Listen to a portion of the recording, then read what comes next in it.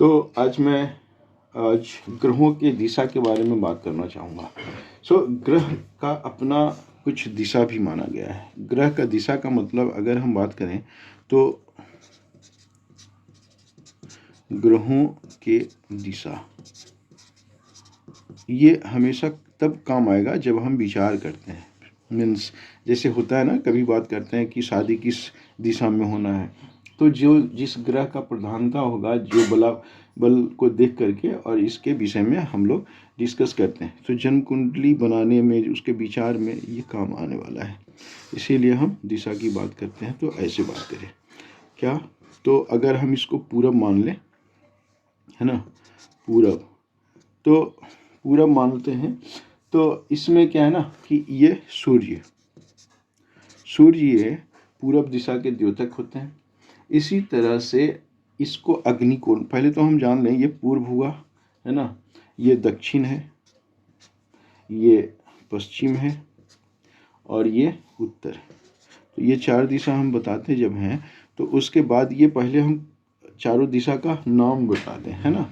तो ये हो गया। उसके बाद इसको अग्निकोण बोलते हैं। अग्निकोण क्या हुआ, तो ये अग्निकोण हम मीन्स अगर ये पूर्व है तो और ये दक्षिण है, तो इन दोनों पूर्व और दक्षिण के कॉर्नर, कोने वाले, वो हम कोण बोलते हैं। अग्नि का मतलब है ना आग होता ही है, लेकिन आप लोग कोई बात नहीं, इसको हम डिस्कस करेंगे और भी। तो ये कौन होते हैं, तो ये होते हैं इसके दिशा के मीन्स शुक्र, ये माने जाते हैं। ग्रहों का दिशा अपना शुक्र का दिशा ये होता है। दक्षिण में मंगल होता है।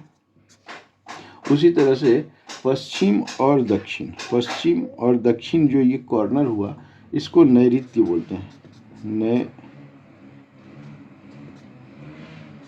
नैऋत्य बोलते हैं, नैऋत्य दिशा इसको बोलते हैं। और इसका जो होता है ये राहु होता है, और पश्चिम में शनि होते हैं।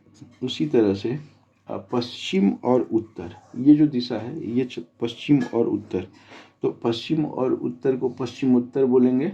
और इसको हम, इसका दिशा का होता है ये चंद्रमा। इसी तरह से उत्तर के बुध होते हैं। और दूसरा जो ये कोण है मीन्स पूरब और उत्तर, इसको बोलते हैं ईशान। और ईशान के कौन होते हैं, तो ईशान में बृहस्पति होते हैं, है ना। तो इस तरह से मुख्य रूप से हमारा ये कहना है कि सूर्य, मंगल, पहले तो सूर्य, शुक्र, मंगल, राहु, शनि, चंद्र, बुध, बृहस्पति, इस तरह से। अब आपको ये मालूम होगा कि हमेशा जो राहु होता है, राहु का विचार जब हम लोग करते हैं जन्म कुंडली में कहीं भी, और या तो उसका जो स्थिति होता है वो ठीक राहु उसके अपोजिट होता है, मीन्स केतु के अपोजिट होता है। अगर राहु मीन्स एक दूसरे के सप्तम घर में होता है ना, एक दूसरे के सप्तम घर में होता है ये हमेशा। तो ये इस तरह से भी विचार किया जा सकता है ना। तो ये हमेशा आएगा कि अगर राहु एक घर में है तो ये केतु सातवां में होगा, है ना। तो इसी तरह से अगर ये 2 होगा तो इसमें 8 होगा। ये अगर मीन्स किसी भी घर भाव में होगा, उसके ठीक 7वां भाव में केतु होता है। तो ये सामान्य रूप से ये देखा जाता है। इसी तरह से अगर हम बात करें अब आगे कि ठीक है, ये तो हो गया दिशा की बात। अब हम बात करते हैं कि ग्रहों का जो स्थिति है वो क्या है, मीन्स ग्रहों का उस पोजीशन में स्थिति, जैसे मान लीजिए कोई मीन्स उसका क्या है ना, ग्रहों का ऐसे बोलते हैं हम, ग्रहों का, है ना, मीन्स ये कि ये स्त्री पुरुष से रिलेटेड जो भी है ना, जैसे हिंदी में हम बात करते हैं पुरुष, तो पुरुष कौन कौन से ग्रह हैं, तो सूर्य को पुरुष माना गया है, मंगल को पुरुष माना गया है, और बृहस्पति को, है ना। ये 3 ग्रह पुरुष होते हैं। इसी तरह से स्त्री में आते हैं ये चंद्रमा और शुक्र, और शुक्र।